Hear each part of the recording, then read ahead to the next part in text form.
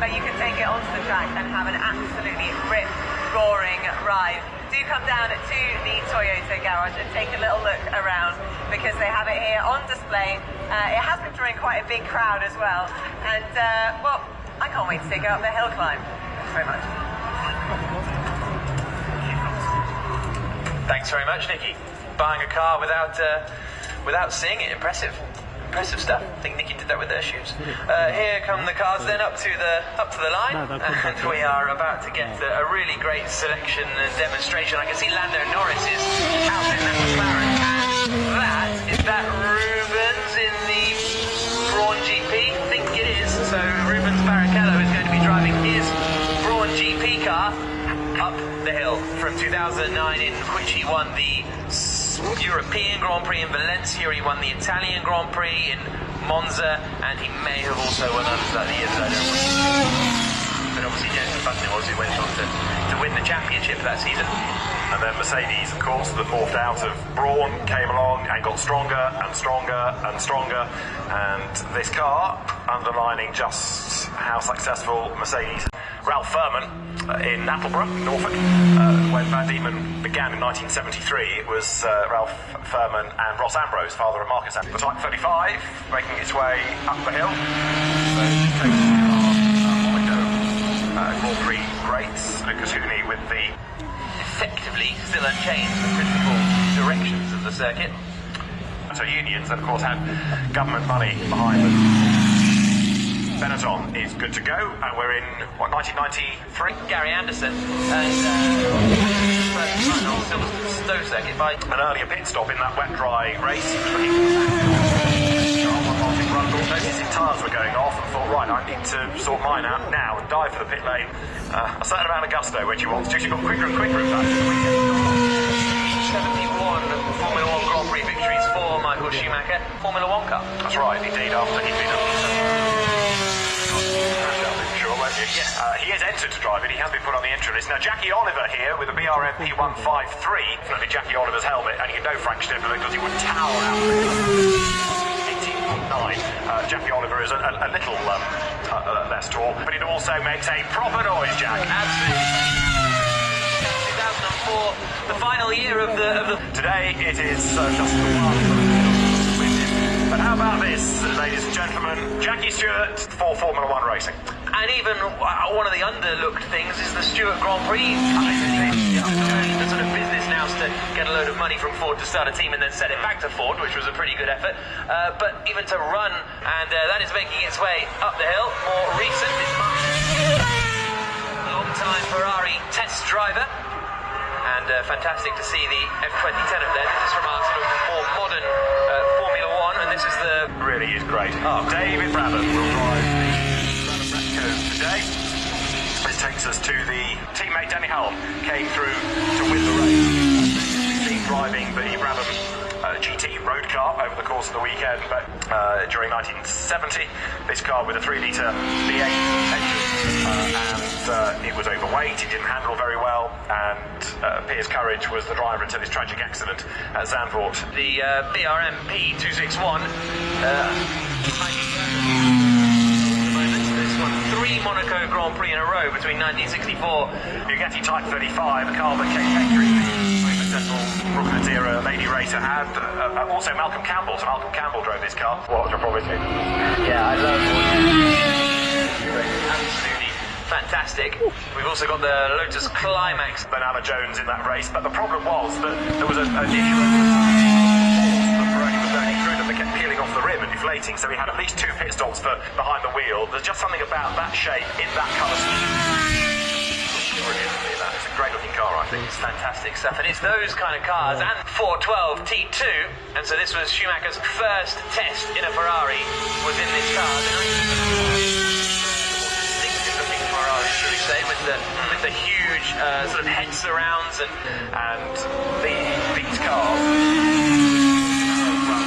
normally sideways, especially in the hands of bumping into Jacques Villeneuve at the hairpin at Jerez, and we've also got the 1990 so hopefully that'll be in this batch at some point. But I think this is the first time we've seen this trepidation. But clearly, the last thing you want to do is bend it. Yes. Paul said this is. He didn't chase. It was hardly the most draconian of it's gonna happen again. Jump the engine. Just one. Any more? No, just a launch up the hill. Midway through the Dawn Boss, but he has been, as I say, a regular at Goodwood. And highlights again up to Moulcombe. Captain Donuts in a Formula 1 car. And what a noise it generated up towards the land. That is something else, isn't it? Fabulous. Love it. Absolutely fantastic. Red Bull that Sebastian Vettel won the father's old machinery, and this is one of the Masters of Monaco. That's right. There were 12 wins for the venerable 49, 2 at Monaco, and apart from the one-off outage, little that could really touch this car. 1989 car, but this car did most of the testing because it's got a lower air box. It's an ex-Emerson Fittipaldi car. Jeremy was lining up here last year, and he's on the money again as he takes the flag and an AC.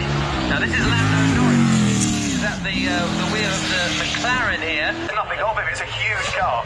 Ruben Barrichello for that absolutely amazing championship season. Ross Brawn had been trying all these things at Honda the year before.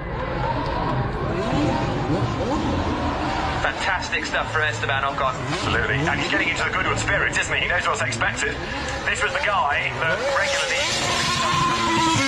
in the game, Max Verstappen in European Formula 3. Everybody goes on about this great talent of Max Verstappen.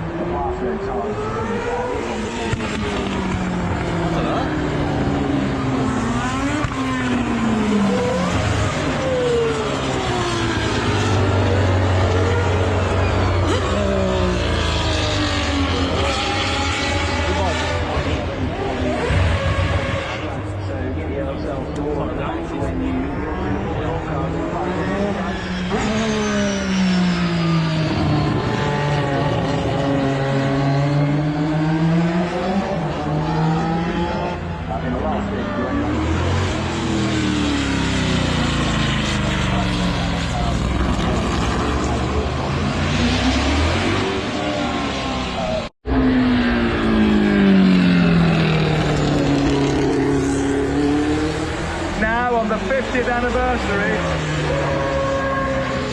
of that amazing race, I'm absolutely thrilled that the two winning drivers, Jackie and Jackie Oliver,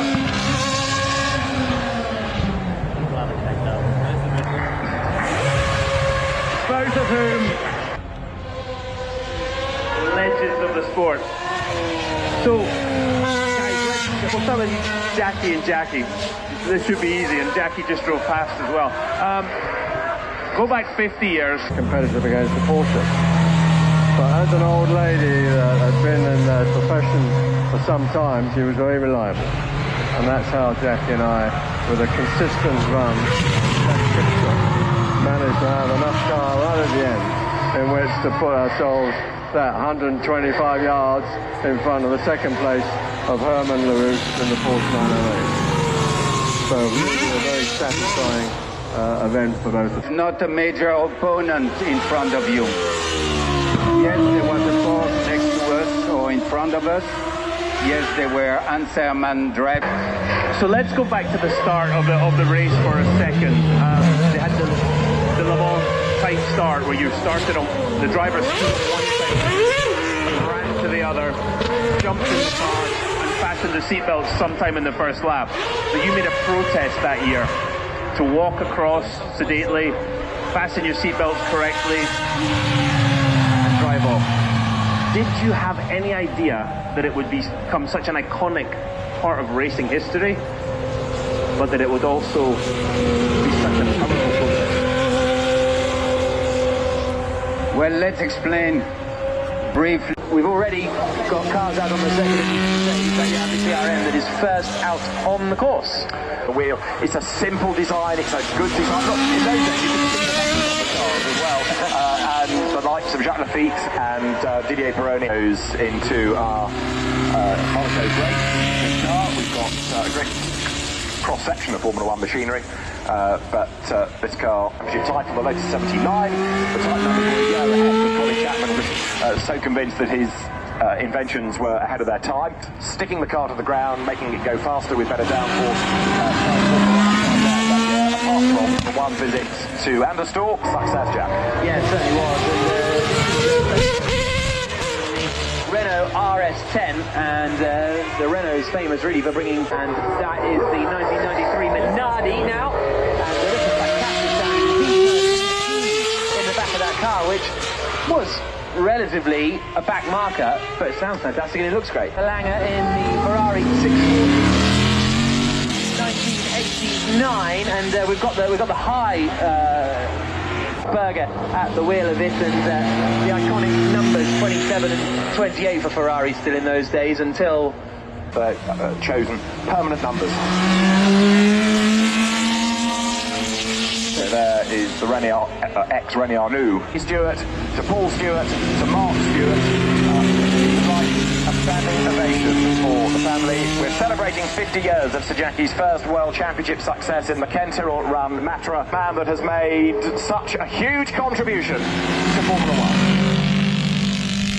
It's got shivers, that is. Formula One, he'll be heading to Silverstone naturally this weekend. To have him out here in this. Deserving of a seat on the Formula One grid. McLaren MP44, the all-conquering one of the greatest of all time, driven by, and it's cool. The wheel now. There's another car from 2012, and this is Ruben Barrichello in his 2009 Brawn GP car. But conflagrated, this coming towards very much the end of Cosworth being able to take off of car, but the first Formula One car he ever drove. Frank Williams ran for his courage. It's run by the team because there's the connection to the team that way. And I think it was the first one he ran. Very disappointing 2009 season, and Fernando Alonso. This one in period. And this is the F2004.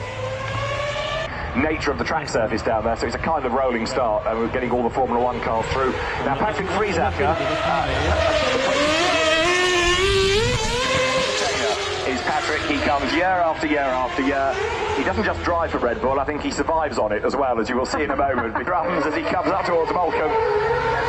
The RB8 that won the 2012 Formula One World Championship in the hands of Sebastian Vettel after that dramatic wet-dry race at the end of the year in Brazil. And this is Esteban Ocon, reserve driver for Mercedes, hence the big number 31 on the rear of the car. And Ocon, not quite nailing the donut there, but he's they work on grass as well, I think. This is the 2017 Mercedes, and he's keen to have some fun out there. Lighting up the rear tyres. He was saying to Ed Foster earlier on, he's heard so much about this event that he was really excited to be here. Does he know that there is tarmac to do the donuts on, or not? The rears at Moulcom. Great stuff, isn't it? Knows how to play to the gallery, does Esteban. Get this man back on a Grand Prix grid ASAP, please.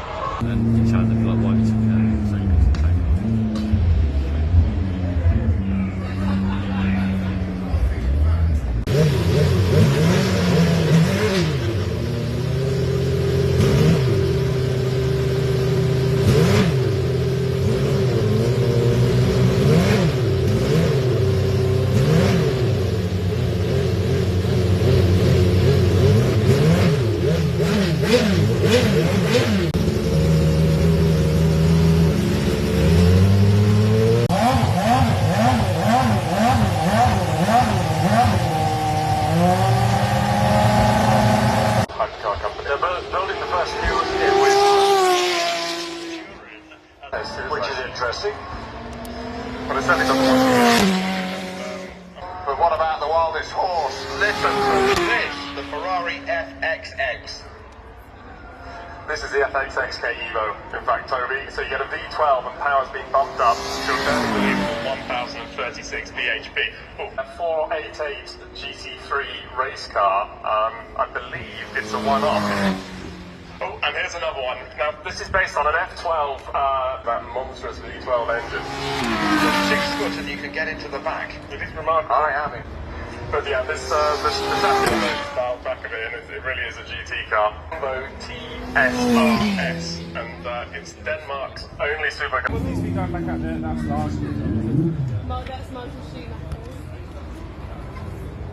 Oh look, it says it here. Oh, they're all.